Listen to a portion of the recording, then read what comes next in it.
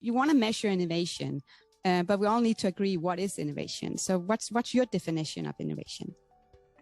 I love that you asked me this first, Sannah, because I think this is the most underestimated things in innovation strategy and in fact measuring innovation, especially because most enterprises love to have that all incorporating system and view of innovation, right? They want to see everything and know how far they are at with innovation. But that's the thing. That's the whole. I think that's the whole learning that we had in the last century, that not all innovation is the same, and there's different kinds of innovation. So we decided that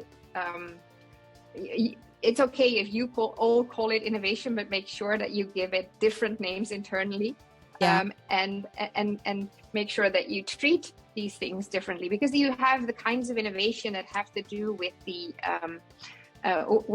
exploitation of your current business model. That's where all of the systems of your company are built around.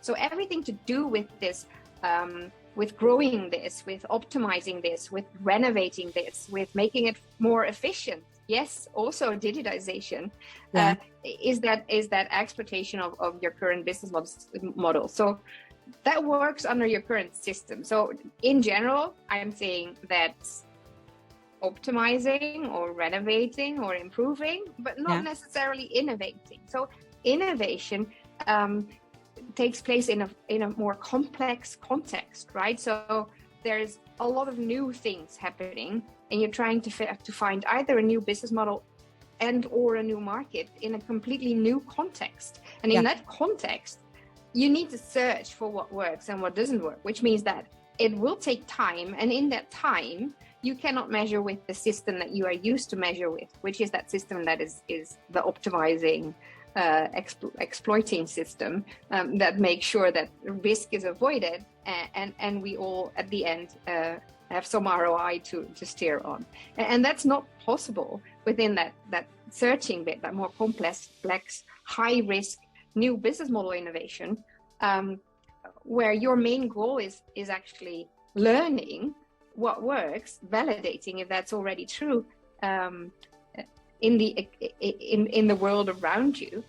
So that means that for that kind of innovation, you need to be able to have a different system, a different accounting system, because otherwise you're not seeing anything until it's too late, or depending on what perspective you have. And usually, because companies can't see anything, they either decide to pull the plug or not acknowledge the success and invest further. So yes, that's why it's so important to understand what innovation is in your company. And you can call it, I don't know, digital innovation, but make sure that there is a sort of understanding of, hey, all these kinds of innovation, we don't call it innovation, or we do call it innovation, are the kinds that we can manage, evaluate, and steer with our current governance, with our current system.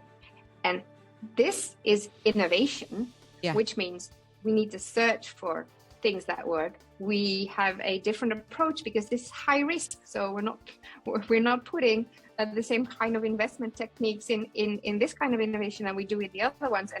And here is where we use this kind of system. Yeah. So for me, innovation accounting starts with a definition of innovation. Thanks for listening to this episode of Mind Innovation Podcast. New episodes are dropping bi-weekly, so make sure you're following wherever you get your podcast. You can find me on LinkedIn, search for Sannah Vinding. You can also find me on YouTube, search for Mind Innovation, or go to my website, sannahvinding.com or mindinnovation.com. Stay curious, keep learning.